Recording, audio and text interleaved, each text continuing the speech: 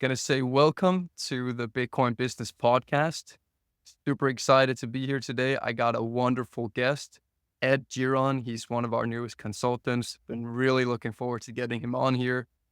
And yeah, this podcast is it's for business owners, it's for leaders, it's for CFOs, any kind of decision maker that wants to learn about the future of money and finance and corporate balance sheets and the whole nine yards. And today, I'm super happy to introduce Ed. He's going to talk about his experience and why he's becoming a Bitcoin consultant. And why don't you introduce yourself, Ed?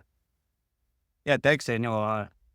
I'm Ed, obviously. Super excited to have recently joined the Sovreign team as a Bitcoin consultant, helping companies create a Bitcoin strategy. Yeah, just super excited to have connected online and really looking forward to this conversation. Likewise, this has been a long time coming. And just to give a little bit of introduction more to Sovereign and what we're doing, we're Bitcoin Consultancy. We're also an educational company because in Bitcoin, it is all about education.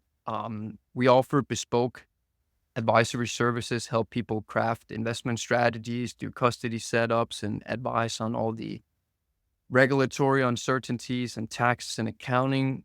But at the end of the day, it's all about education, and that's what we offer. And we've tried to put together a team of brilliant experts that are all coming from unique walks of life. Some have background in financial services, some don't, but it's really about coming at this from as many different perspectives as possible because Bitcoin is for everybody. It's not for a specific type of company. It it's for an individual, it's for a nation, it's for an organization, and it's for a business. And it's my personal opinion that every business could benefit from sound money over unsound money. So I would love to hear more about where you're coming from, Ed, how you got into Bitcoin, why you want to be a Bitcoin advisor, and also why you think a company will want to put Bitcoin on their balance sheet. I know that was a lot of questions, but I'll kick it over to you. Yeah, so I actually do have a background in education. Originally, I went to university to become a physical education teacher.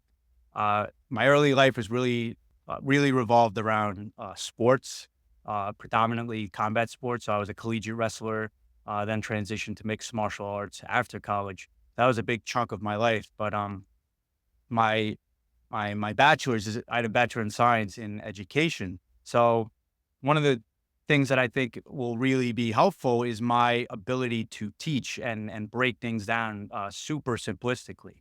And but I've had a wide range of, I guess, experiences in employment. Obviously, we met through my previous life in traditional finance as a financial advisor. But until I got there, did have a lot of experience in different job roles, specifically blue collar. So a lot of construction, painting, stuff like that, Okay. without doxing anyone in my life. But I've had firsthand experience with a lot of family business, family, friends, acquaintances, a lot of entrepreneurial people who ultimately came here from different parts of the world, whether it be South America or Europe. And they did everything that you're technically supposed to do, right? You come here, you have Mm, a particular set of skills, you tune those skills, you refine them, you get incredible at your craft, and then you set out to start your own business. And one of the things I've noticed throughout the years is you could be doing everything right, putting in your thousands of hours, just continually getting better and better. But it's like an invisible force that's going against you when you have the monetary system completely detached from what we're supposed to, be doing through a debt-based monetary system. And I've seen a lot of people struggle, even though they're doing everything right, because they're ultimately their businesses, are derived from the value of the currency. So if the currency is devaluing, it doesn't matter what you're doing right. you're going to run into a lot of friction along the way. And ultimately, I've seen it just get worse and worse and worse. So I graduated college in 2011. And throughout from there to now, I've just seen a very sad decline in I guess, the state of the economy. Yeah. And ultimately, this got my brain thinking. And, whether I was working hard manual labor, blue collar type work, worked in service industry. So I've had that background insight into running a Mm. business because I've always been in positions where, I could be an employee, but then I end up getting to management roles. So you see a lot of the operational stuff and you see what it's like to try and operate a business when there's this invisible force that's kind of going against you, if that makes sense. Oh, it makes perfect sense. It's the it's the underlying problem that very, very few people have identified, but we all feel it because it doesn't matter. It's like what Michael Saylor says, you're sailing in a boat, but you're sailing against the wind. And unfortunately, it has a tendency to increase. It picks up speed, the wind. Inflation, of course, what we're talking about, monetary expansion, the debt, it never gets better because the fiat system, it has to keep taking on more and more debt. It has to take on more and more leverage. And the inflation usually always increases over time. And it's just silently robbing people of the opportunity to keep their earnings and to stand on solid ground because you now have to fight so hard to move against this unseen force. Yeah, yeah, and one thing I'll touch on is having all that experience through these different lines of work. That internal feeling that you're, let's say, not getting ahead, or that just for whatever reason things aren't working out the way they're supposed to, even though you're doing everything right. You tend to start. I mean, ideally, everyone wants to uplift themselves in the world, so you look to lines of work that are going to best position you to have a meaningful, impactful life and be able to enjoy the fruits of your labor. Yes. So having done the toughest type of, I guess, manual labor, blue collar work, leading all the way up to traditional finance, you see that the more laborsome type work, so I guess more physical expenditure of energy, paid the least.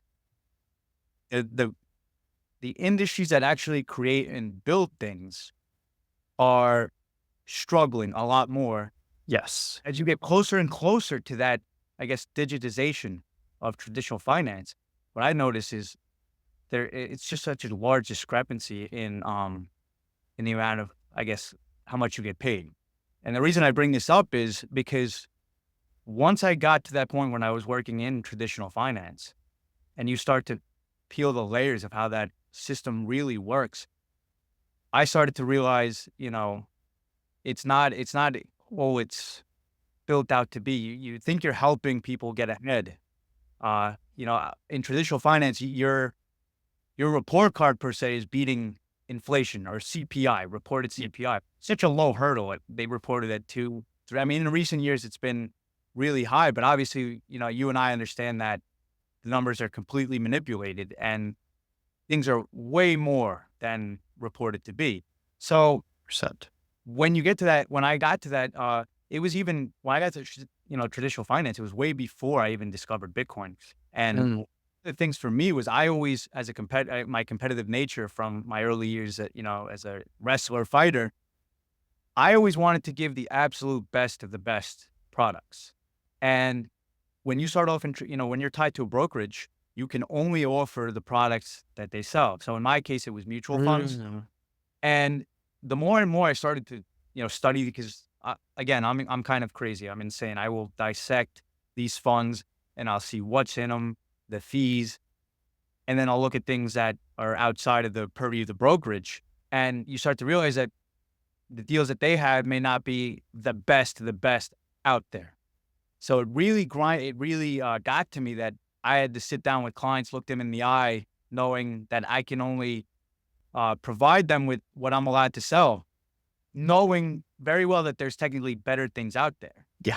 And it's actually to this day, today, a lot of financial advisors are finding that problem because for so long they had, the ones that at least did the work to understand Bitcoin, Mhm. they were, I guess, handcuffed by the brokerage. And I think there's a recent article that came out recently how it's going to look really silly now that Bitcoin's done what we knew it would always do. Yep. But you weren't allowed to talk about it. You weren't allowed to mention it. Yep. So there's all these, restrictions in that industry. But back, to when I was still in the industry, I noticed that a lot of these mutual funds that I was selling from all the biggest mutual fund companies out there, Mhm. uh, they were not, a lot of these fund managers, one, they weren't even beating their benchmarks. And then two, they weren't even beating a broad index. So here I am selling these financial products riddled with all these parasitic fees that ultimately aren't even beating the S&P. And it didn't make Insane. sense to me. And then, when I started this journey, I read all the, like the original, I guess, traditional finance books, like Bogle on mutual funds, Ben You Graham and on investing, read them walk down Wall Street. And the correlation that all these books had together is that the average person should pretty much just buy an index fund. It made sense to me back then because I didn't know what I know now. So obviously the average, yeah. So it never made sense. Why am I selling all these overpriced financial products when someone can easily just buy an index fund for literally much less? Almost like we're talking basis points as opposed to like know. 10% fees or whatever it was Yeah. that were on the products I was selling.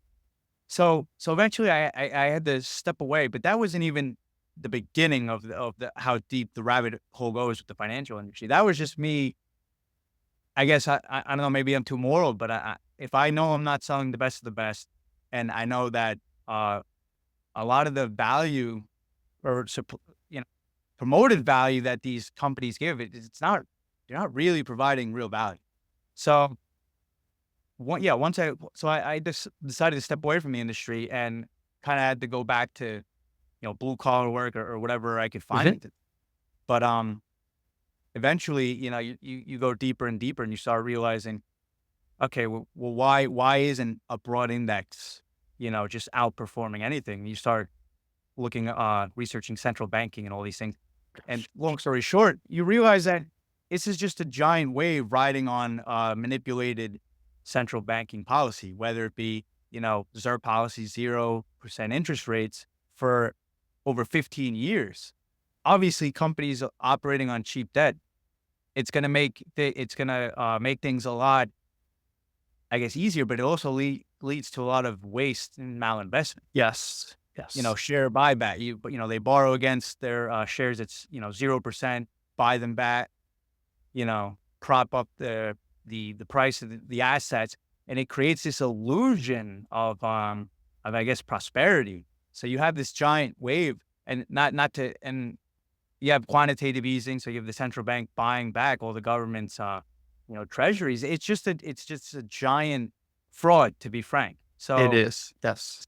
so looking back at that index fund thing, yeah, it's beating everything, but because it's completely riding the coattails of government and central bank manipulation, which leads us to today of an insanely over indebted uh, planet, I should say, because the Yeah. debt problem, not just the United States, we have a global debt problem, Yes. and we all know mathematics and physics. You know, at some point, this thing cannot go on any longer. So you got to Yes. start looking for ways outside the box. So I went from the index fund to realizing that was, not the way, to hard assets, whether it was real estate or gold and silver, through guys like Robert Kiyosaki, Mike Maloney, Jim Rickards, all these, I guess the boomer gold bug real estate guys. Right. It made a lot of sense to me at the time because I realized, equities were not what they were meant, not what we're taught they are. Mhm. Okay, because of the manipulation. But then in that industry, you realize all the friction that comes with that because a lot of real estate is also, a lot of the success in real estate is also built on top of that government manipulation. How many Yeah. real estate investors can operate profitably without 0% or super low Yeah. interest rate you know, um, or even the gold and silver markets, kind of the opposite, where they should probably be valued a lot more, but because they've been overlaid with with paper derivatives, the cash settled futures market where, there's no gold delivery, silver delivery, they can suppress the price of these. So it's like now I reach the next layer. I'm like, all right, well, real estate's, you know, it's all based on manipulation. Gold and silver are suppressed. So I kept going. And then eventually I got to Bitcoin. I know sorry to ramble on, but I That's kind of awesome. I wanted to give the foundation of kind of how my journey from traditional to index to hard assets to ultimately the king, the apex predator of finance, which we know is Bitcoin. So That was awesome, man. That's exactly what we want to hear. And I think your story mirrors a lot of other people that I've talked to that have worked in traditional finance. A lot of people have this feeling that something is wrong, but it's very difficult to put your finger on what it is. Once you then start delving down the rabbit hole, and once you actually understand Bitcoin and what Austrian economics is and sound money and all that, it leaves you with this kind of bad taste in your mouth. But as it's going back to that and selling these products because and I think the key here, and I do think it's worth for us to take a little while and talk about inflation and CPI, because if you don't understand that, if there's anybody new listening to this that haven't gone down that rabbit hole, what we're talking about might not make a whole lot of sense. Because if you're making a 4, 5, 6% return in nominal terms and you think, wow, that's great. But if you then realize that the true inflation, which is the expansion of the money supply, is around 7 or 8%, you actually had negative real yields. And that explains a lot of this discrepancy that people on paper, it does look like we're getting wealthier. The numbers are getting bigger, but are we actually getting wealthier in real terms? And I sincerely doubt that. yeah, exactly. It's a good way to explain inflation is just how much can we rob the people without them noticing. That's why they purport, they recommend that 2% inflation, but Yeah. in reality, and Michael Saylor talks about this. And for anyone new who's listening, Michael Saylor is the CEO of MicroStrategy and famously known for putting his entire company, well, changing the direction of his company to a Bitcoin company, but also putting his entire balance sheet into Bitcoin. And if the money supplies historically, it's been expanding at 7% a year. So, and if you look at the S&P 500, that's also been, growing around 7 to 8% a year. Well, in reality, if you're in the S&P, like you said, in nominal terms, it looks like you're winning, but you're pretty much just dancing in place. The price of houses keeps going up, price of food keeps going up, everything keeps going up. So when you look at your statements and you see your number in nominal terms higher, you think you're winning, but something in your gut says different. When you are a millennial and all of a sudden the price of housing is completely out of reach for the vast majority of people. I know a lot of people who have, you have two working parents with professional jobs, typical jobs at 20, 30 years ago, you would provide a pretty good standard of living, at least for us here in the United States. Yeah. Whether it be, police officer, nurse, doctor, whatever it is. Yet a lot of them are still not able to enter the housing market. And where you look back growing up, two school teachers could easily afford a house, put their kids through college or whatever, add on the saddle of insane student debt, and it just becomes this giant snowball that's working against you. So yeah, it's all the parameters of success are they change the perception that we think that we're getting ahead, but you're not. You're kind of in quicksand where you're actually slowly sinking, Yes. but it's an illusion of getting ahead. Yeah. And I appreciate that you're bold enough to call it a fraud because I do believe that is what it is. Eh, Yeah, and sorry not to cut you off, but I guess for That's the fine. audience, I'm the type of person when I spend an insane amount of time researching. and I'll never say something that I don't know for sure, but based on all the things I've researched over the years, it is absolutely fraud, and Yes. the system is completely manipulated, you know? No need to get into the details here, but I'm just the type of person who, when I speak something, you better believe I've done the work. I have thousands of books back there, highlighted, tagged, you know.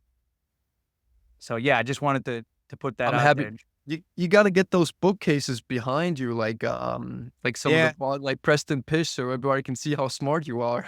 yeah, oh yeah, I love Preston's his bookshelf Yeah. thing. That's when you know you made it in podcasting, when you got, like, 3 bookshelves in the back.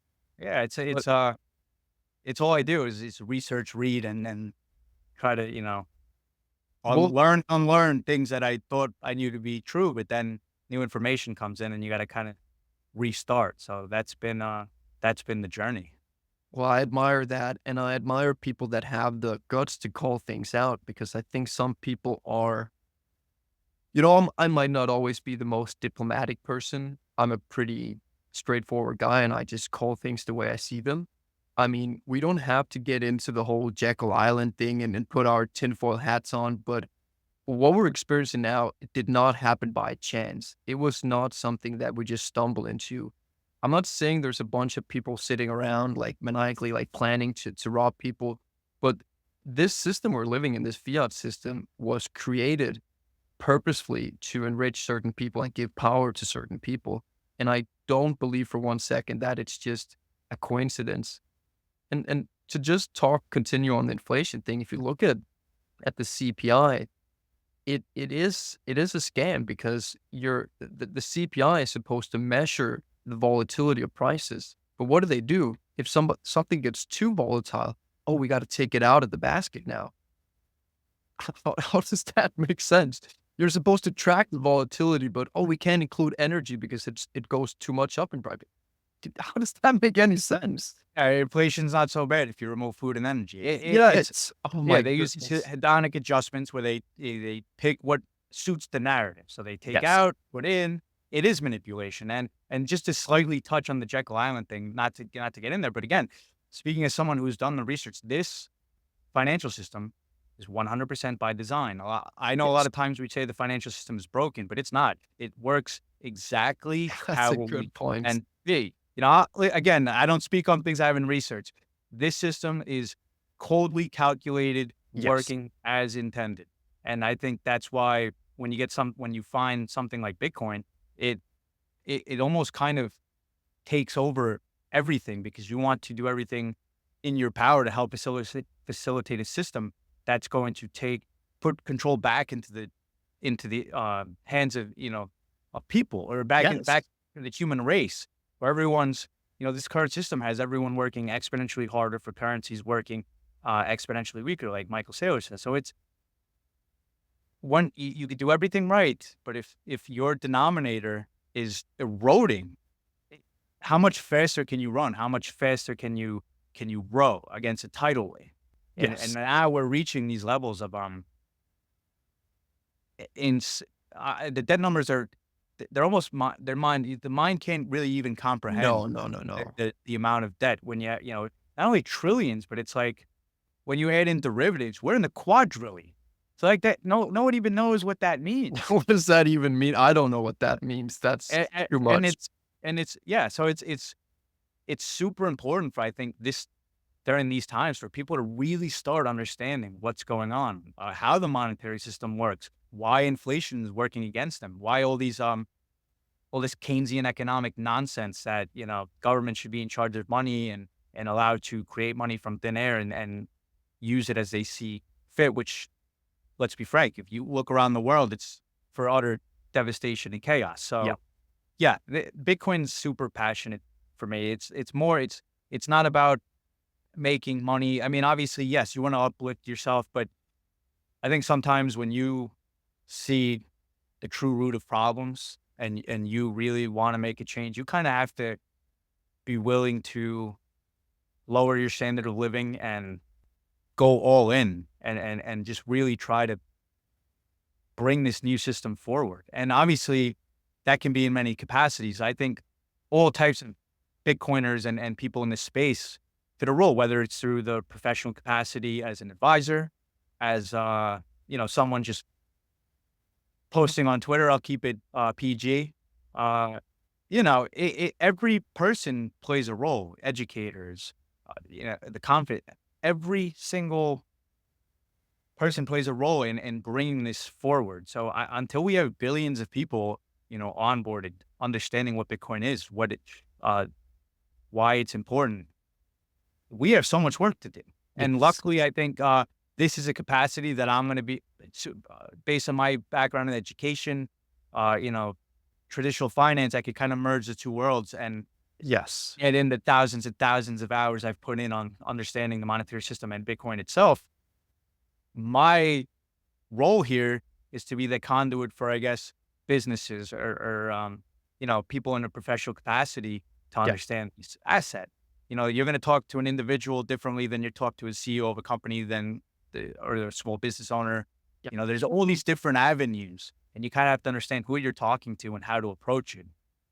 You know, I love that. And I love your passion when explaining this because it's very clear that this is more than just an interest or a hobby or something you're doing to get rich. This is a deep passion. And this is something that I feel from everybody at Sovereign.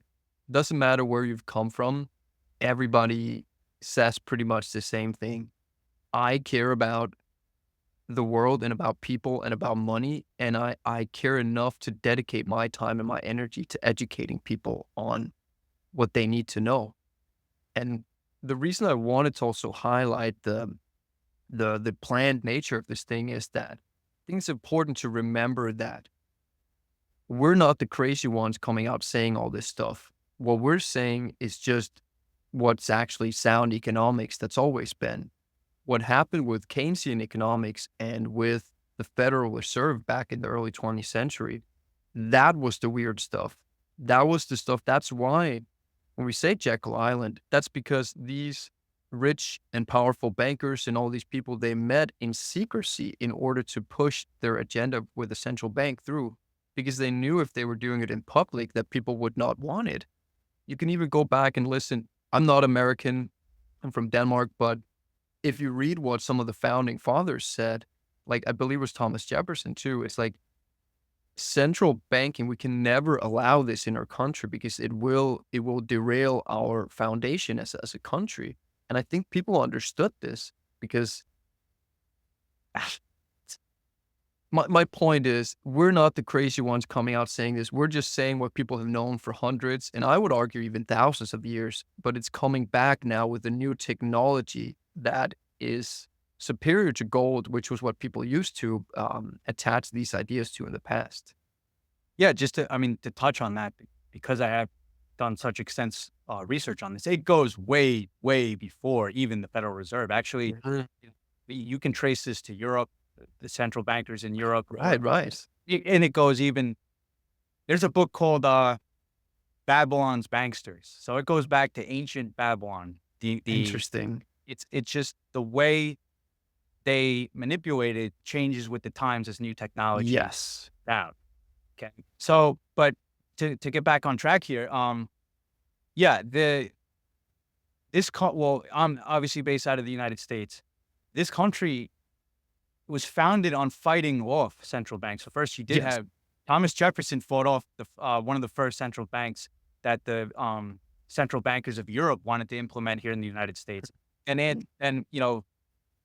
years later, then it was Andrew Jackson who fought off the second central bank attempt. But the third time's a charm when you get to 1913. And it was derived off the Panic of 1907, which was also engineered by, again, central bankers. It was because they actually, if you read the Jekyll Island book, they talk about how they manipulated the small private banks into fractional reserve lending, knowing full Mhm. well that that human greed element is going to end up lending more than you have on reserve. Yeah. And then they started, actually, JP Morgan started a rumor on the Knickerbocker Trust, which started a massive bank run. And that panic is what fueled the, I guess, justification for a Yes. central bank. And even then, many people were still against it. Because I guess back then the education system, which wasn't so completely hijacked, people kind of understood what was really going on. And even with all that, people were still very against the central bank because of Yes. the European history. So this it's a constant theme of people in powerful positions trying to implement these systems that ultimately centralize power at the top and creates a pretty dire life for most people around the world. But I think we're reaching that point here in like, I guess, let's just call it the Western countries, where they kind of hijacked the rest of the world, but now they're really trying to, move in and just kind of take everything over. As we see Yeah. things going on here in America and Europe, we don't have to get into them specifically, but most people will understand what I'm talking about just by listening. And all of this stems from the ability to control the money, control the cost Yes. of capital, control the money supply. You can literally control every aspect of an economy. Okay, so that's why for me, obviously, Bitcoin is just so. I think there's nothing more important than you could work on than bringing Bitcoin forward, because that Absolutely. layer system is a system that takes control away from these people and puts it back into the human race. And then we could really see what a thriving society looks like. It's so obviously I get fired up about this stuff, but again, there's Yeah. different ways to bring it about. And I'm just happy I have, I guess, a particular set of skills to be able to explain things eloquently and super, super simplified things to Yep. really try to help people understand. And also just the emotional intelligence that you're not going to go in and try to explain this stuff as a cabal running the world.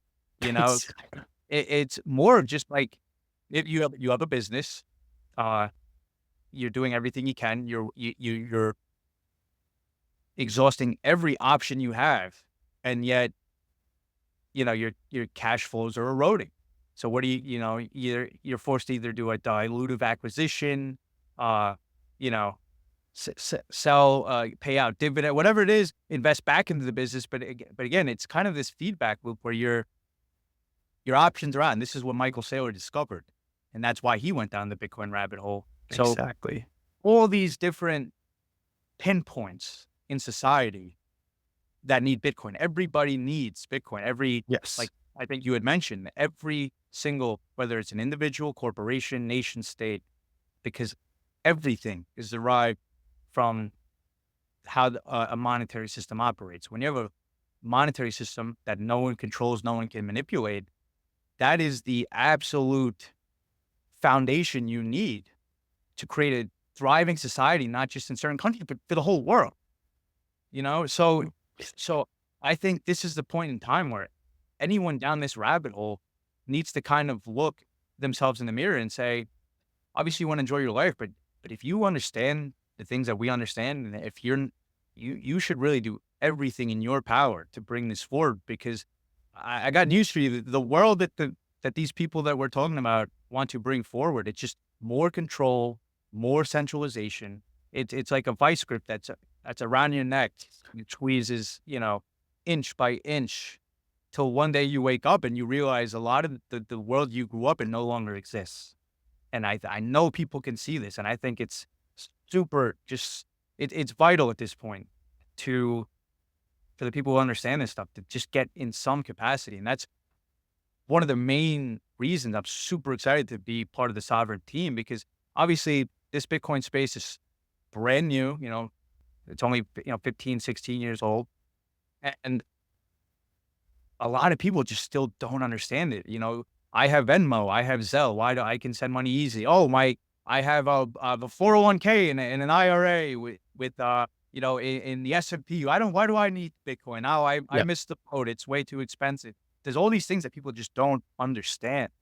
And and for me now to be able to come on and be in capacity to help people understand this, but most importantly, people who want to learn, because obviously we're not going out and selling. And that's the best part about this. People Exactly. are going to come to this information when they start resonating with that frequency. They're going to come whatever the reasons we talk about, everyone in their life gets to a point where you know something's wrong and you have to make a drastic change. And Yes. financially, you're going to seek out people like us who have put in the thousands of hours to understand Bitcoin. We're now in a position to help people who want to learn, who come to us and educate them and explain this stuff in an eloquent way. Because it's the truth is, if you're running a business, you should be focused on your business. If you're a carpenter, you should be focused on Yes. Very much. cutting the exact perfect measurements, using the best materials. If you're a restaurant owner, you need to be focused on how to provide the best service, how to get the highest quality food. And when you're forced to become a hedge fund manager on the side because all your cash flows are on fire or melting, I should say, it takes away from the core mission is Yes. running your business, providing goods and services. So that's where it's a super important role for people like us to kind of help them, I guess, jump to the front of the line where we put in our thousands of hours. They don't have thousands of hours to understand this. We got to kind of be that conduit that cuts the time down to Yes. minimal as possible, get the main points in there, and then make it super digestible so they can implement these strategies. Because if you're going to try and, you know, tell people they got to go read a thousand books and listen to a thousand podcasts, it's never going to happen. So like we're in a position to do incredible work here. And, you know, I'm super excited. I'm optimistic. I mean, obviously the world can be pretty gloomy at times, but when we understand this knowledge and just how this thing is just taking over, um, you got to have optimism and you got to believe in yourself to be able to, have full faith that you're going to be able to bring this forward. So I think Ben. we're very excited to do this great work. I get super fired up, super passionate about it. It's never about the money. It's about, because ultimately you could be the richest person in the world, but if they bring in, a central bank digital currency system with programmable money on your phone, what good is being you say the wrong thing, your money shut off from some Yes. center, some database somewhere. You know what Yeah. I'm saying? And obviously, you know, as we are moving from analog to digital, but at least we know Bitcoin in its pure form. Because I'm not saying absolutely they're going to try and find ways to potentially hijack Bitcoin's main uh, Mm. properties, and we got to be very cognizant of that. And that's why I think teaching people how to use Bitcoin in its pure form, whether it's the base layer or really learning the layer twos, and building like trust, you're going to still be able to operate in a digital system, but still have freedom. Yes. Because ideally, there's no better privacy than cash. But the problem is when you're in a debt-based monetary system, at some point, what are you going to start bringing wheelbarrows of cash around like they did all over Germany? At some point, the cash that's derived from that system doesn't make sense. Even now, I remember as a kid, $100 bill, you felt rich. You Yeah. $100 bill, go to the movies, go to a restaurant, do a lot of things. You bring $100 bill around today, it's like gone in 10 seconds. Yeah. You are carrying thousands of dollars on you. I mean, some people do, but my point here is that, yeah, we are moving to digital age, but the most important fundamental point is that digitization has to be kept pure. It has to have all its, you know, those foundational layers of privacy, immutability. And as we're basically at that cross point where you're going to have two digital systems. And that's why it's either central bank digital currencies, programmable money, controlling every aspect of your life, what you buy, what you eat, where you go, Mhm. or Bitcoin, where you have true ultimate freedom and the ability to move digital capital and across any border that no one can stop. No one can dilute you. They can't create more. Any other asset out there, equities, they can create more. Real estate can be created more. You can always find more gold. Every other asset that Yep. Or that we know, commodity, yeah, anything. all of them, every single one. You put the right incentive, right energy in it, you can create more. You cannot create more Bitcoin, no matter what. Okay, it's hardwired here. Like we're never gonna let. They can try. They can hard Good luck. fork, but who's gonna go? Who's gonna jump on? The 22 million Bitcoin Yeah. hard bull one. I'll stay on the 21 million. Thank you very much. So my point is like we're on the precipice of something major here, and these are pivotal times for us to really get out there and move this ball move the ball forward because it's I see things they're moving fast and it's you know I think it's very important for us to really get going on this. Yes. It's extremely exciting. Your passion is palpable. This is what we need. We need passionate Bitcoiners out here. And I think what you're also saying in a sense is that it's not just about Bitcoin. I think a lot of people think, oh, we're just pumping our bags. Like it has to be Bitcoin. That's not what it's about. It's just that Bitcoin is the ultimate representation of this truth that we're talking about. So for me, if it was something else, I would not be emotionally attached to Bitcoin. What I'm emotionally and logically attached to is true digital scarcity that's outside the control of the very people that have been trying to control money throughout history. Because I love the extra little background you gave to what I was talking about with this, because I think the reason, and this is going to be my Achilles heel hosting this podcast, is not going off into crazy land and kind of keeping things grounded. But I'm right there with you. but I think More than you could imagine. I'm yeah, not. Yeah, I bet we could really take this deep, but we gotta keep it yeah, on track. yeah. But the point is, some people think, oh, you're just talking, you just want to find some villain, you just want to put the problem on somebody else. Why would people purposefully do all these things? It's not that hard to understand why powerful, greedy people throughout human history have wanted to take control of the lifeblood of civilization. That is not very hard for me to appreciate. If you can take control of the money supply and you can manipulate that and create more for yourself and all your insiders, do I really have to explain why people have been trying to do that for thousands of years? It seems very logical that some people would want to do that. And Bitcoin just represents the first chance we've ever had to escape that cycle. I think it was Friedman that said that history is really just a endless cycle of manipulation of currency, something like that. I'm probably butchering that, but it is true. You're looking throughout history, especially. I think this is why Michael Saylor is such a unique person. He spent such a long time studying history, reading Will Durand, Errol Durand, and when you look back at these things with the perspective of sound money and fiat and economics, you suddenly understand that the rise and fall of empires is not because of the barbarians. It's not because the harvest failed.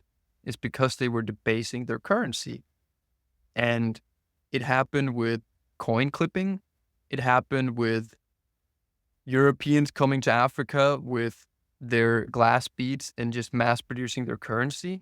And it's happening today with the Federal Reserve and the US Treasury mass producing debt and currency. And there's no difference about it. We can get into the intricacy of it, but there's no difference. It's all the same.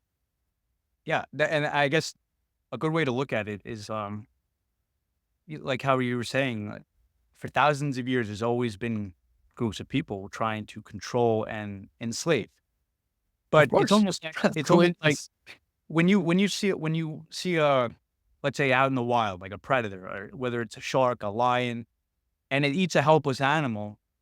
Yeah, it's sad to see, but are you gonna get mad at the lion or the shark for finding food and eating? No, these people are wired. They're psychopaths. They do what Yeah. they do.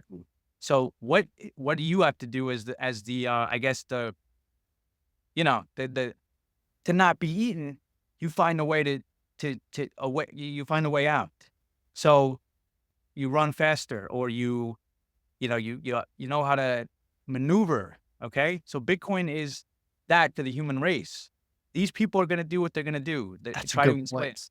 Okay, so Yeah. what's when Bitcoin's the way you maneuver around that sly roundabout way. Exactly. It's because once people understand that this thing cannot be controlled at its fundamental level, I mean, they're absolutely going to try. They're going to do a lot of things. And I think it's very important as Bitcoiners because that's what they do. They're wired that way. We can't change that, but we can change what we use and how we operate in a way that they cannot control. It's kind of like you're starving the predator. You know, Yes. you're starving the predator, and Or a that's parasite. the parasite is really that's thank you. That's the correct term because they pretty much just latch on, create no value, and siphon Exactly. away all your monetary energy. So that's what it ultimately comes down to, and it is one of those things where you need to just I think be very very vigilant about people who come out and say you know at least at positions of power they come out and say they want to help Bitcoin because honestly in a professional capacity you got to be open to the merging of the two worlds, but at the same Yep. time, you still keep that vigilant eye out Yes. for ways to hijack Bitcoin. But luckily, when you've done the work and you really understand this thing, you'll always know the red flags. You'll always know what to look out for. And ultimately, we have the numbers. There are billions and billions of us and very few people in control. Yes. So if you learn to operate and use Bitcoin the way it's meant to be, it doesn't matter what type of systems they try to put in. They're going to do what they're going to do. But if you go out and teach this thing purely and how it's meant to be used, it's going to override whatever they try to do. Is that if that makes It sense? makes perfect sense. I just I just appreciate that we're bringing this out in the open and we're not afraid to talk about this because I do get disappointed when I'm listening to other kinds of media in Bitcoin and they want to portray this as if we somehow ended up here by chance or that it's just a bunch of good intentions, but it kind of went wrong. No. Sure, there has been incentives put in place that mislead people and some people don't know what's going on. But I like that you said the financial system is not broken. It's working exactly as intended. Yeah. And see, that's the thing. It's when a lot of this is done through compartmentalization. So a lot of these people in positions of power that to be, to put it easy, they're useful idiots. Well, I'll keep it at that. Okay. So they're operating in Good. a system that they have no clue who created it or how it really works. Yes, most politicians about how does money come into existence? They couldn't tell you. I think there was that video Oh, circulating a few it's months ago. hilarious. One of Biden's economic advisors literally could not Yeah. explain how money comes into creation, and that is mind-boggling. Well, not really to me, but that it reinforces that understanding that most of these people, some of them are well-intentioned, they just have no clue how the system works, but above them, there are people who absolutely know how Yes. this system works. Yes. And to tie back on something you said before, if this was about money, Daniel, you know how easy it would be to retake I passed all so just to kind of go back to my beginnings because I was Sure. such an intense competitor. I had no background in finance, 0. Okay, Hmm. but when I decided that was the path to go because that was where the money was at, how I was thinking at that time, I studied like a machine. You would not believe, devoured every book I could on finance.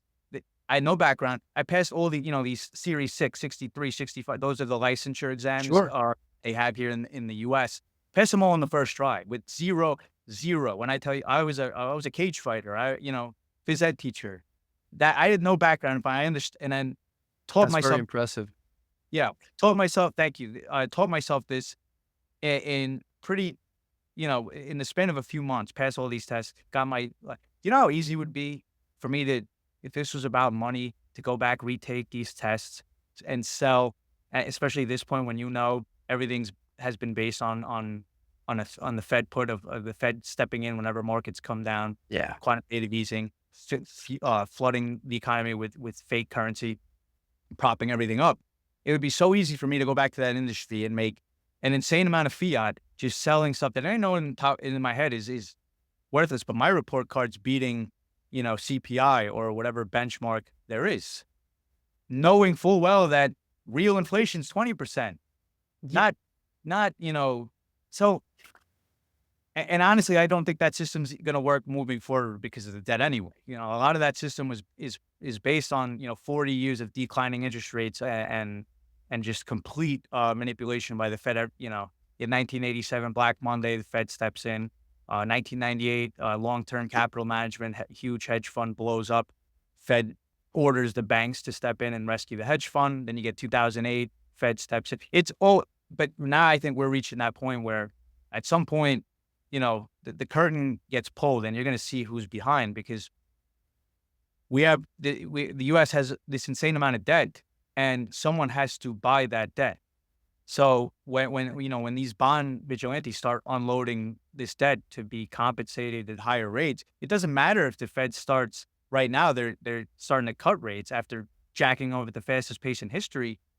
But if these bondholders keep selling these bonds into the market, doesn't matter what the Fed does, rates are still going to spike.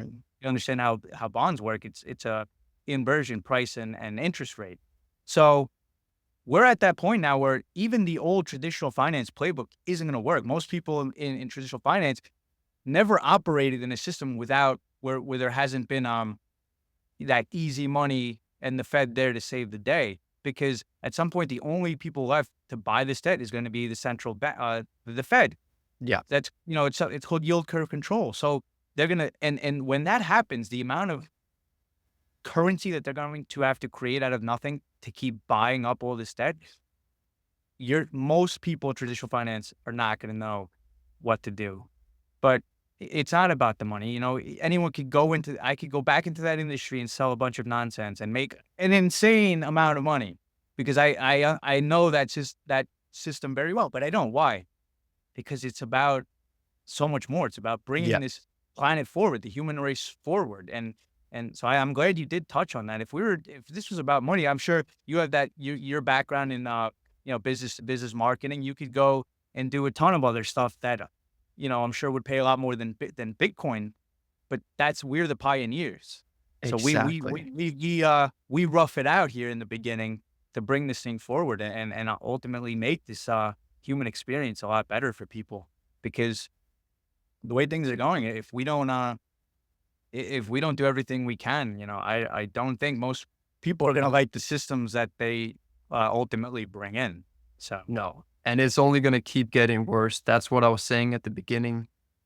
I mean, you're really in a situation where, and this is why I want to call it out as a fraud, because if you change the perspective, if we were talking about what's going on in the economy as an individual, and I said, well, I'm millions or trillions of dollars in debt, and whenever I can't pay my bills, just ask my friend to just create some new bills, give it to me, and you would say you're going to lose your shirt. But when it's the government, oh, and then it's different because they can just keep printing money. But inflation is going to keep getting higher. They're going to have to try to control it. But the more money they print, the more debt they buy, the more inflation is going to be. There's no way out of this. oh It's yeah, just it's mathematically impossible to pay back the numbers on those balance sheets. It's yeah, impossible. Adding 200, United States 36 trillion national debt, adding 200 trillion plus in unfunded liabilities, you're not going to it's pay no. it's not possible. Okay. And that's another point that you said before, was the importance of understanding by design versus just well-intentioned and stupid, to be Yeah. honest. Because if you tackle it from they just don't understand and they just think Keynesian you're not going to get to the root cause. If you Yes, know that this thing is being orchestrated and made to happen, working as intended, you need to tackle it that way, as in bringing Bitcoin forward and taking that power back. But if you're going to I mean, listen, I said before, there's a place for everyone in Bitcoin to move it forward. So I do appreciate and understand the people trying to talk to politicians and help them understand this. But the real I mean, that has a place. Okay. It is good to have politicians that understand this thing. But ultimately, when you know that they don't have real power, that the real power comes from above, you need to tackle this thing as an opponent who knows what it's doing. So you have to yes, bring forward what to counteract that. Okay, because if you're just gonna if we try to tackle this as, oh, they're just misinformed and they we're just well-intentioned people, but they just, they don't know when we just need to educate them. Nonsense. Nonsense. Okay. But again, that's why Bitcoin, it's amazing. You have all these different types of people from different walks of life that have they play their part in bringing it forward. So people like us who understand this is a problem, we're not going to be the ones going and try to educate politicians. But Right. what we can do is educate people who provide goods and services and kind of explain in a professional way, you're being robbed. You're doing everything right, but you're being robbed. Obviously, you're not going to talk like this, but you're ultimately being diluted of your purchasing power. Yeah. I And it is a problem that let's say they are just well intentioned and don't understand, which they're not, but let's give them the benefit of the doubt. Do you know how long it would take for these people like Washington and all these government agencies, even globally, they move at a snail's pace. Mhm. Okay, you don't have that time, assuming that was the case. And at the same time, you have this other centralized digital central bank digital currency world moving in very fast. You don't have time. So we need to do that. We need to cut that time in half and help them understand that it's not about just educating people. It's about you need to understand this and give it to them in that digestible fashion. And then they Yes. need to create a strategy kind of like with an urgency. And you know why I say urgency is because again, I mentioned in the beginning of in the podcast, I have insights into many small businesses, Mhm. whether it be family or people just that I know. And I say real insights because I help manage a lot of these. Um, I'm telling you, it is the dire situation I've seen just in the last 4 years alone of what's happened to small business is Mhm. it is devastating. Okay, like the amount of like you want to create and give the best service or product you can, but if you constantly now have to cut corners, okay, because Yep. ultimately the goal of a business is to be compensated and enjoy the fruits of your labor. Okay, you took the risk, you put in all the man hours, you created the business, but now when we're reaching these points where the currency is just being devalued at such an insane rate, okay, you're gonna have to use cheaper labor, cheaper materials. Everything across the board gets diluted, and now the consumer, the consumer of your product or service, the competition just gets more intense as if it wasn't hard enough before. Yes. But now we have the answer, and it's converting those eroding cash flows into the hardest money that this human race has ever seen. It becomes, and when you understand, and then the good thing is you can show, how your business or balance sheet would have performed with if they had had Bitcoin at certain points of Yep. time. And it's never really a bad time to have had Bitcoin in the balance sheet. Obviously, the volatility can scare people, but if you put it over at least a 4 year time frame in any period, you are killing it.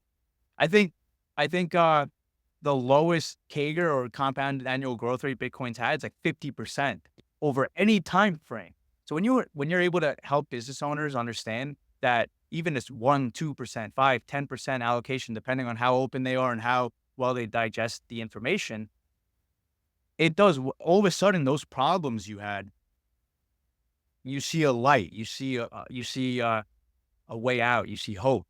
Okay, Yes. because I again, I talk about this from emotion, from seeing firsthand. I have firsthand knowledge on what many small businesses are going through, and yeah, it is a hurdle to understand. Bitcoin can be a bit complex.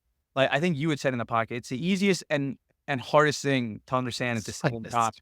Because, but I think when we're able to really help them understand ultimately what this can do for their business when they're able to save or put reserves in something that's ultimately gaining purchasing power and at an Yes. immense speed, faster, stronger than anything else out there, that's going to hit the light bulb.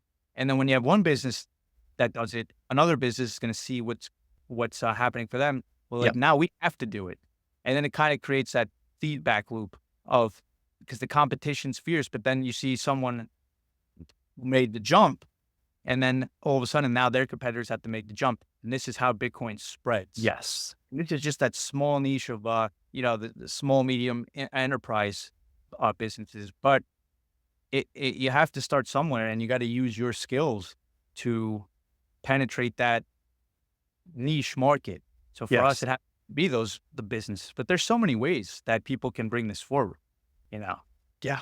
But I love that we covered this from so many different angles because I think there's both an emotional and a logical side to this. And we can sit here all day running the numbers, talking about investments and making it very logical. But for me, I would say, I don't think I'm a very emotional person, but my emotional intelligence, if somebody, when somebody did tell me what we've been talking about with this manipulation and where it comes from, and that I am actually being stolen from, that elicits a much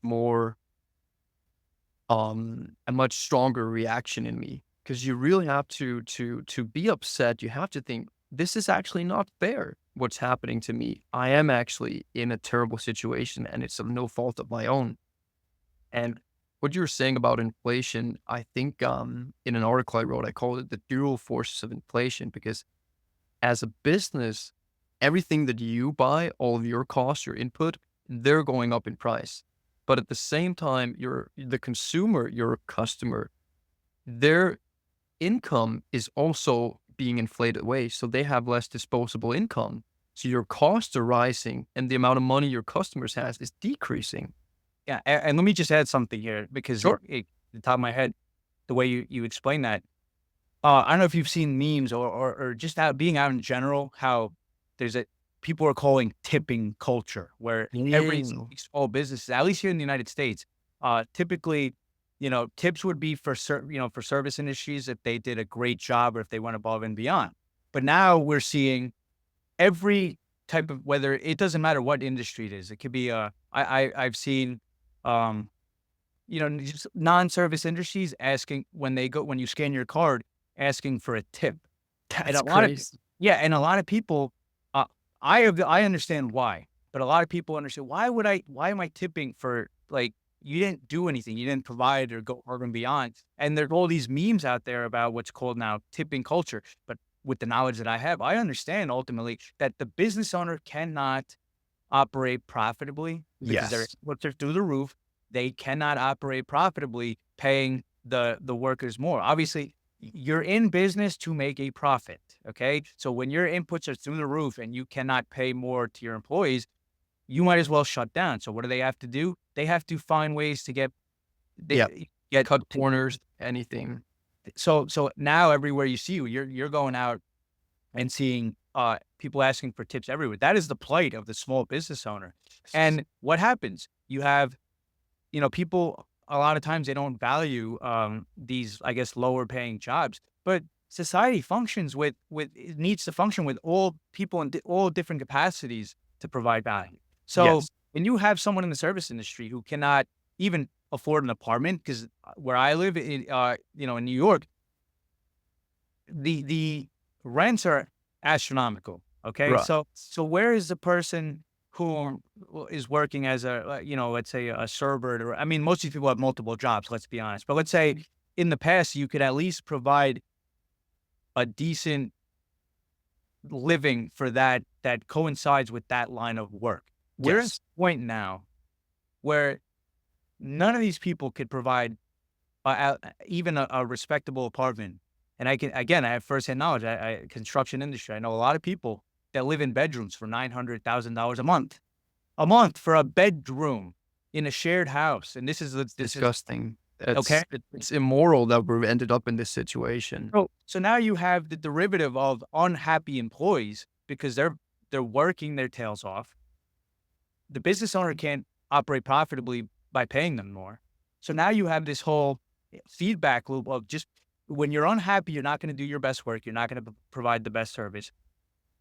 It's like this thread of kind of like gloom. And I'm not saying it's always like that, but you can see it start happening as It's inflation rages higher. I honestly don't think I mean, we've seen like the beginnings of it, but again, when you understand the debt problem, you understand that this problem can only get worse. Okay. So when you understand that you have the potential to access that life raft because Bitcoin is accessible to anybody, anybody can have access to Bitcoin. So when you understand that, you now have a way out, whether it's paying employees in Bitcoin. I mean, obviously, you gotta do education first, but even if you just put your balance sheet in Bitcoin, that bolster the balance sheet that lifts you up will allow you to, you know, possibly pay more or whatever it is you need to do, whatever way fiat is destroying your business, you now have a way to a solution, I should say, to help those problems. And yeah, I just wanted Exactly. to jump in with that because it did come to the top of my head. It's just, you know, No, it's true. I mean, very interesting perspective also since in Denmark we don't have tipping, but I've seen this, heard I mean, I've been in America before, but it is such a sad state of things that you have to start begging people for money, it's which that's that's really essential. what it is. It is. You're basically begging for a little more Yeah. just to keep the employees. And it's It's something such a here shame. that, yeah, now they call it tipping culture. It's you always historically, you always tip in a service industry, the person was enthusiastic, just went Yes. well and above and beyond to do their job. And that's how you would earn a tip. But now it's pretty much, yeah, you're at the point where they need to ask for, and so people make memes about it, but they don't understand the fundamental problem. They don't understand why. Yes. They think it's just because people are lazy and want more money. They don't, they don't know the root cause. It's just the Exactly. valuation of the currency and I mean, these all derivatives of it. you see these memes too, which I don't think they're funny memes at all. But like back in the US in the 50s, 60s, 70s, you could have the man, he could be working a job, the husband, and support a family. That just sounds like a fantasy today. But despite all of the technological advances we've had, it's not that we're necessarily worse off. I mean, life is certainly better in a lot of ways, but that just speaks volumes to what has happened when the coin clipping has been going on for so many years. Absolutely. I know many people personally who they, because of the situation with how much the currency is devalued, like you said, many years ago, a family could survive on one income. The spouse could stay home, raise the kids. Now we're at the point where you have two people with professional jobs Yes.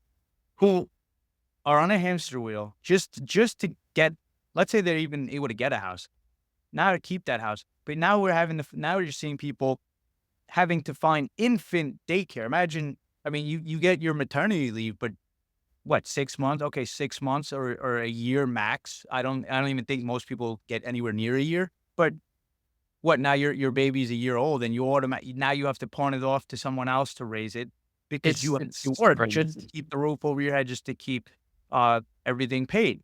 It's and this is not a sustainable way for humans to live. No.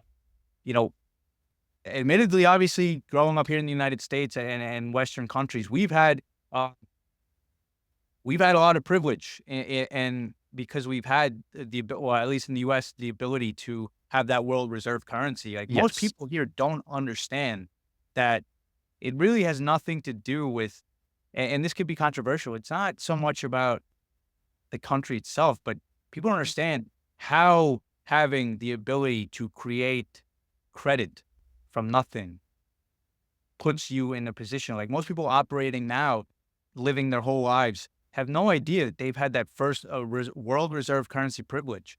And obviously, Nobody understands that. nobody. Nobody. Luckily, I have family outside. I have family in South America, and I've been to other parts of the world, and I can tell I have firsthand experience of the majority of this planet lives. I think there's a stat like there are billions of people on this planet who live on like less than $10 a day. Okay, most people can't fit that into their head, and all of that is a derivative of central banking and this monetary system. And obviously, you're You operate in the system that you're born in. It's fine. You know, we're, I guess, the cards you're dealt. But what I want people to understand is that here in this, I guess, the first world, or however you want to term it, Mhm. these people they're not going to make your lives better. Like, again, like you said, all this technological advancement and all this stuff, and yet people are working harder and harder than ever. You're getting squeezed harder and harder than, okay? So It's awful. what people don't understand, it's like this thing, it's something that's coming here where where the standard of living is going to be drastically reduced unless my hat here, and unless we do something about it. Because if we just sit back and expect that things are going to be as they've always been, a lot of people are in for a rude awakening. Because again, we already see it now with the millennial generation, people in their 20s and 30s cannot even buy a house. And that's compared to how most people in the world live. That's like, just to have a roof over your head is one thing. But when you're going to start to see just like slow, this erosion of quality of life, it just trickles. It's not like it happens overnight, but it's just slowly and slowly. Yeah. Everybody feels it, but very, very few people outside of Bitcoin know where to attribute this. So the boomers will say, "Oh, the millennials are lazy." The Yeah. millennials will say, "Oh, it's capitalism. Oh, it's the Russians. It's the Putin's inflation." There's all these. It's like a giant Again, tree of problems, and you're just plucking at the leaves, but you don't understand the root cause of the problem. Listen, Ed, one last thing I want to touch on before we yep. end this. I think we need to bring this way, way back. And I really want to hear in your words, why should a business, um, first of all, I know you already touched on this very briefly. Why should they buy Bitcoin now? But also, why should they work with an advisor? Why should they not just try to do it themselves? And what's the value add? Because we're a Bitcoin consultancy. We're sitting here saying we can help people. What value do you add to a business in this whole discussion from what we've been talking about? Yeah, I would say if you're a business and you feel something is wrong, and whether it be your you know things are just much harder to operate than they have been in the past, and you're looking to do, looking for a solution or to do something, try something different. Yes. That solution comes in the form of Bitcoin. The only hurdle there is to really grasp this new technology, this new, uh, I guess, asset, A or tool, and an instrument. tool, hard money, however you want to describe it. There's many ways to describe Bitcoin: monetary energy, digital capital. Okay, Yes. if you want to understand this, unfortunately, it does take a long time to really, really get it. I'm telling you, It does. my journey started late, January, February of 2020, where you start with one thing and then it's a black hole that sucks you in. But I can tell you, sitting here today in 2024, not one single day has gone by since that journey where I did not have some sort of time allocated to Bitcoin. And I'm talking a minimum of an hour here. So when you add all Mhm. that up over 4 years, it is an immense amount of time. If I'm driving somewhere, listening to a Bitcoin podcast. If I'm, walking the dog, listening to a Bitcoin podcast. Whatever, any time that I have, you know, I've been devouring information and trying to learn this as best as I can. But the problem is, if you're a business owner, you don't have that time. You need to be focusing on your business. So you need people like us who have had I guess you know, luckily had the availability to have put in all that time and now delivered to you in a package, condensed and digestible, for you to not need to go through all that, still have still be able to focus on your business, but now have a good supplement in a strong asset or digital capital base to bring your business forward. Because obviously this is going to be for people who feel something is wrong, and let's be honest, okay? Because most people, if you look at most companies, at least here in the US, 25% of companies in the S&P 500 are zombie companies. So that means Mm. they're zombie companies, means they literally just they operate just to pay off debt. Okay, the money that the cash flows they bring in literally just go to service debt. Okay. Take that step forward. 99% of the S&P 500 cannot beat inflation, real inflation. You're not, CPI, but if your hurdle CPI, you've already lost. Okay. 99% of companies in the S&P cannot beat that 20% hurdle rate. Okay.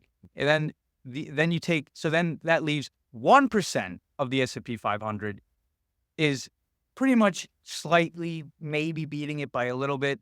Okay.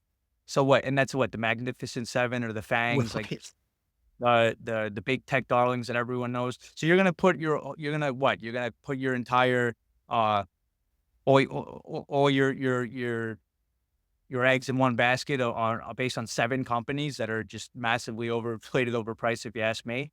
You're gonna put, or you have this thing called Bitcoin over here, destroying all of those, absolutely decimating them in every single way.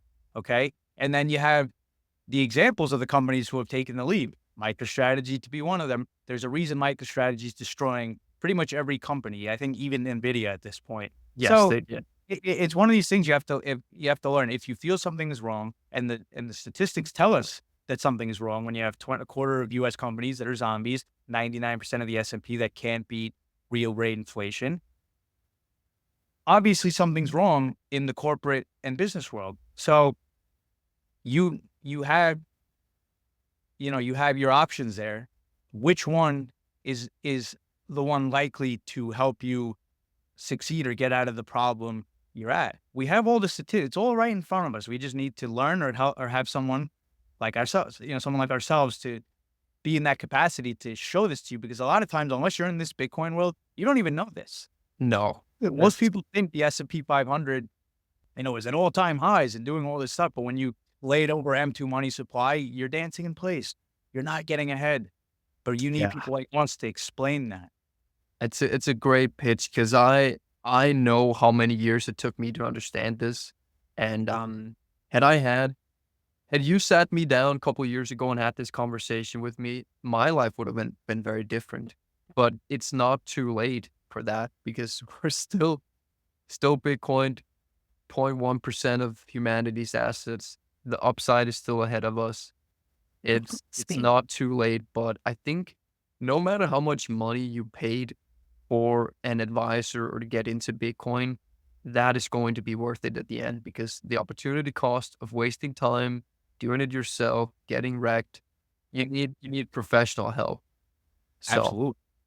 Yeah. Yeah. It's a small investment of capital that's going to drastically put you in a position to just completely outperform and in exactly. that capacity to thrive going forward. So, it's worth. I'm the type of guy who, you know, I'm willing to pay. Listen, we're taught not to take shortcuts, but I think excuse me, in some capacities, you have to take a shortcut. And if that means paying someone who's done the work to teach this to you in a way you can, you know, really understand it and bend that space-time reality of thousands of hours of work into, a few meetings and then ongoing support, because obviously we don't look to just have one conversation with you and send you off. Yep. Want to be there for you, hold your hand along the journey. So, in my opinion, and based on how I, you know, operated in my life, I'm always looking for that shortcut where I will take someone who has done the work and willing to teach. I'm happy to pay whatever it costs to bend that space time reality in my favor. If that makes sense. It makes perfect There's nothing sense. wrong with that. I think that's how I do things, and I think it can be super helpful for people. You know, you should be focused Absolutely. on your business. Let us focus on the monetary system, the Bitcoin. Deliver it to you in a way you're going to be able to understand it, and then put you in the position, create the strategy for you to benefit off that, and then really be able to go back to the basics and of, Yes. of working on your craft, whatever that may be. Because this is again, Bitcoin's. It doesn't matter, what industry you're in. Everything is derived off that, off the currency. So once you have a solid Bitcoin strategy, and the beautiful thing is, like, it's not like you have to go all in. you start small, but the more you learn this stuff, you'll see yourself just gradually increasing throughout the way until you get to the point like the sailors of the world who've done the work. You go all in and then you lever yourself to Yeah. get more. So it's a journey, and I'm just super happy and excited to be here in this capacity to help people understand this and create strategy solutions for them, because statistics don't lie. Businesses are dying. Small businesses are dying. And if you're out there and you happen to be thriving, I'm sure there are many still doing great work and thriving, but at some point, this debt problem reaches us all. Okay. So you're not be in that position. Why not get started early? If It's wherever you are on the journey, you may still be thriving, but it's better to understand this now. A lot of the traditional finance people are kicking themselves now after laughing off Bitcoin and not doing the work to understand it. And now they got egg on their face. A lot of these hedge fund managers can't even beat the S&P 500 and all these financial behemoths. I think it was Charles Schwab recently. The one of the higher ups over there says he feels silly for yeah. not buying big. That was a very recent. That was like I think a day or two ago. So I mean, there's a pattern here, and you got to be able to recognize these patterns and see, you know, where's the puck going. It's you got to be ready to embrace and do things differently when things aren't working out as they always have. So yeah, in any way that we're going to be able to help these business owners and CEOs and whoever comes looking for us, we'll be here to help and really get you to understand this thing and get the ball rolling for you. Everybody needs it. Doesn't matter who you are. Every person. Do you live on planet Earth? Do you operate off currency of some form, which is derived ultimately back to the dollar? Yeah, you need Bitcoin. I Yeah. don't know. There's no excuse. Every single person needs it. So, well, luckily for us, there's going to be plenty of work out there, and I think it's actually going to get to the point where it's going to be tough to service all the work, and that's a good Yeah. problem to have. It's a good growth problem, but yeah, at some point, I've been screaming about Bitcoin since it was under, again, that March 2020, I had bought it. It was around like 9,000. At that time, I didn't fully understand it. March 2020, liquidity crisis hits, drops to like under 5,000. That's when I really went all in and just have never stopped buying the entire time. It's literally putting unfortunately, I still have books and chairs here. So that means I haven't bought enough Bitcoin, but You're not all in, man. I'm not all in, but I'm trying. I'm as all in as I can be for now. Yeah, that's been my Good, journey. man. There's never been a regret there. So it's yeah, I hope we can relay this message to as many people as possible and just be there for anyone This who's was willing perfect. and open to take in the information. That's the most important part. You got to be open minded and willing. We're Yes. not out there to sell you. We don't need to sell you. We know the problem. We know the plumbing of everything and how the system operates. Our value add is to be here for the people who want to learn and find the solution. So Exactly. I'll leave it at Well, that. listen, I think you're the perfect person to bring this to the world, and the numbers don't lie. Bitcoin is the best performing asset, has a great Sharpe ratio. There's so many different ways we could talk about this. I think we covered a lot. I think any business owner or leader listening to this conversation should have gotten something out of it. So I think let's end it on that. It was an absolute pleasure talking with you, Ed. Absolute pleasure to talk with you as well, Daniel. Looking forward to working together and bringing Bitcoin forward. Let's do it. Exciting. And we're coming into the bull market. I think this is very, very excited. Happy to have you Yep. on the team, Ed. So it's a good time to be.